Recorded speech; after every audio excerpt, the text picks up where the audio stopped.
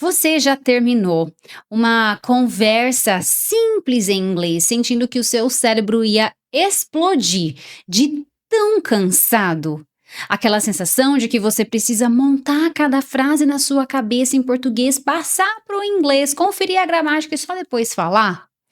Olha, traduzir mentalmente é como tentar correr uma maratona carregando um saco de cimento nas costas. Você até consegue andar, mas é lento, é cansativo e te faz se sentir inseguro. Mas e se eu te disser que o problema não é a sua falta de vocabulário, mas sim a forma como você organiza os seus pensamentos, hein? Pois é, hoje eu vou te ensinar um exercício prático de apenas 5 minutos que vai treinar o seu cérebro para parar de fazer esse caminho longo e começar a pensar diretamente em você quer parar de não conseguir responder na hora e começar a soar mais natural, esse vídeo é para você. Mas antes da gente prosseguir, vamos entender o porquê o seu cérebro traduz. Isso é uma tendência do nosso cérebro, principalmente quando a gente está começando a aprender inglês, tá? Então, por que que o nosso cérebro traduz?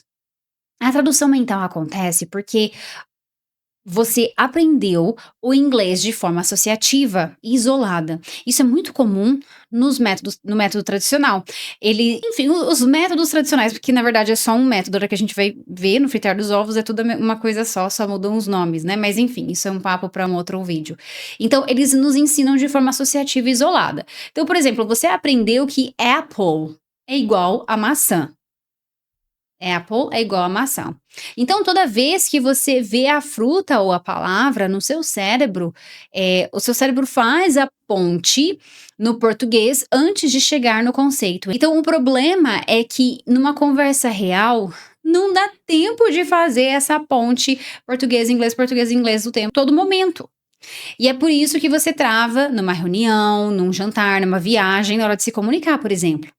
Ok? Então, o segredo para você parar de traduzir não é saber mais inglês, mas sim criar uma conexão direta entre o objeto ou o conceito e a palavra em inglês sem passar pelo português. Eu vou te mostrar como os poliglotas enganam o cérebro para criar esse caminho curto. Então, esse exercício de 5 minutos é o que eu chamo de o método da nomeação e ação. Esse exercício é dividido em duas fases simples que você pode fazer em qualquer lugar.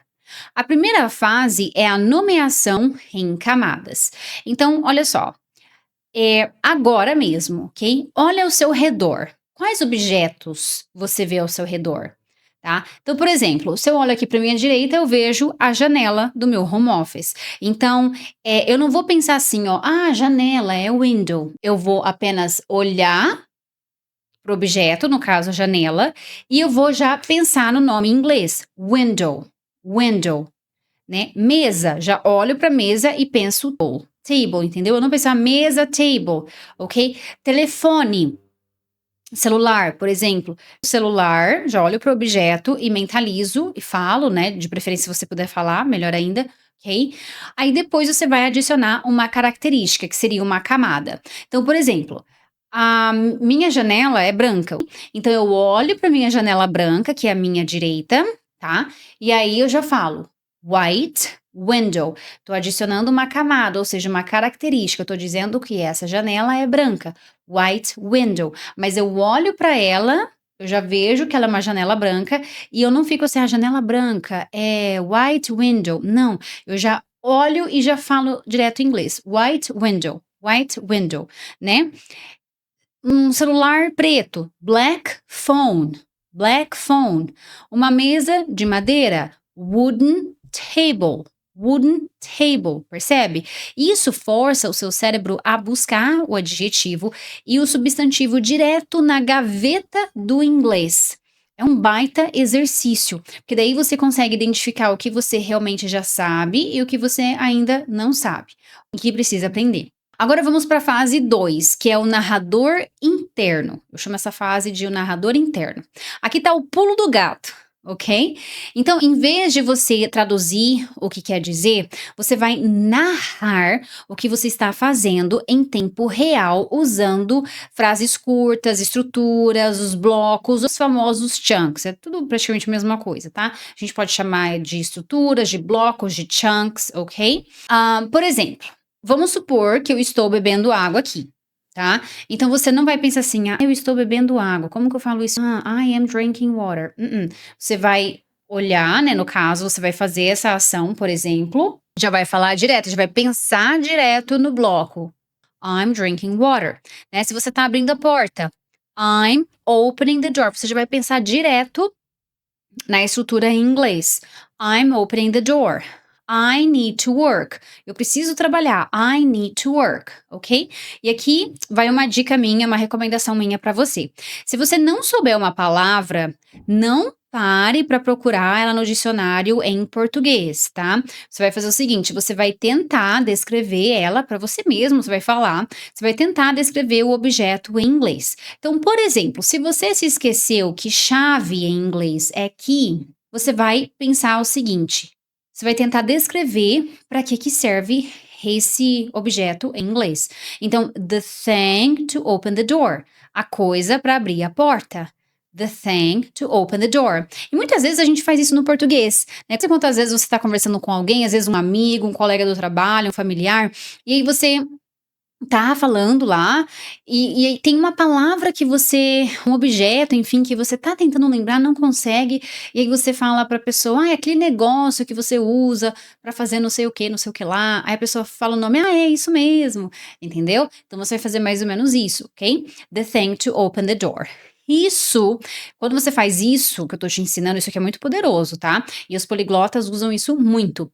Isso vai manter o seu cérebro no modo inglês e vai acabar com a dependência da tradução, ok? Então, olha só, se isso aqui que eu tô te mostrando já começou a clarear a sua mente, perfeito, esse é o meu objetivo, por isso que eu estou aqui com tanto empenho nesse canal do YouTube. Mas deixa eu te falar uma coisa que ninguém te fala. Isso aqui sozinho não vai destravar o seu inglês como um todo num passe de mágicas, tá? Se você continuar só consumindo vídeos, conteúdos de inglês soltos assim, você até vai entender cada vez mais, né? Eu não vou ser hipócrita de falar que não vai adiantar nada. Uma coisinha aqui, outra ali você vai pegar, né? Você vai destravar uma coisinha aqui, destravar outra ali, mas na hora a hora que você vai falar, você vai continuar travando, porque o problema nunca foi falta de conteúdo. O problema é falta de direção e treino. E é exatamente por isso que eu criei o meu curso, o Método Americano, porque lá você não fica pulando de vídeo, você tem um processo claro, com começo, meio e fim, todo passo mastigado, com um método que já vem sendo validado há mais de 10 anos, para treinar a sua fala do jeito certo e destravar de verdade. Inclusive, o que eu ensino nesse método é o que eu coloco em prática com os meus alunos. Nesses mais de 10 anos, coloquei em prática comigo mesma e eu trouxe direto dos Estados Unidos quando eu morei lá. Ok? Tem vários conceitos desse método exclusivo que eu peguei justamente dos americanos, ok? Você, então, quer continuar só entendendo inglês e ficar dependendo de legenda? Ok, esse vídeo já te ajuda. Agora, se você quer dar um passo além, quer ir além, quer começar a falar sem precisar de um tradutor na sua cabeça, você precisa de direção. E o link tá aqui embaixo na descrição desse vídeo, ok? Para você garantir o seu acesso ao método americano e destravar o seu inglês de fato. Muita gente começa esse exercício aqui que eu te ensinei, tô te ensinando nesse vídeo de 5 minutos, mas para no segundo dia porque acha que ainda está pensando um pouco, mas presta atenção nisso aqui que eu vou te falar.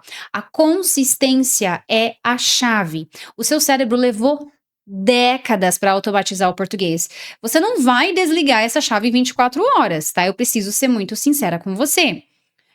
Então, não busque a perfeição de pensar em tratados filosóficos em inglês hoje. O que eu quero dizer com isso? Não busque a perfeição em querer falar um inglês muito rebuscado logo de cara. Busque a vitória de pensar, que é eu estou cansado. I'm tired, ou estou cansada, né? Sem precisar traduzir antes. Simples assim. É a soma desses pequenos momentos de vitória, dessas pequenas vitórias que constroem a sua fluência.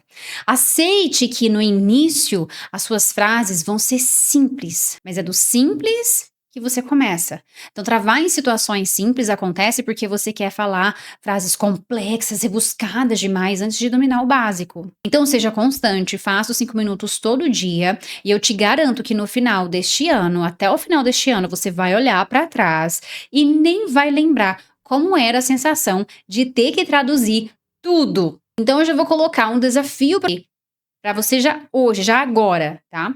Faça essa fase 1 da nomeação agora mesmo, tá? Então, onde você está, olha ao seu redor e escreva 3 objetos que você está vendo aí, em inglês, tá? Já começa a colocar em prática aqui mesmo no meu canal, aqui nos comentários, tá? Escreva esses 3 objetos aqui embaixo nos comentários. Esse exercício aqui já te ajudou, clareou, já te deu um norte, né, uma direção? Deixa o seu like aqui, coloca os seus comentários aqui, vou ver todos, tá? Compartilha esse vídeo com aquele amigo que também sofre com essa ponte do português. And I'll see you in the next video, alright? Over and out.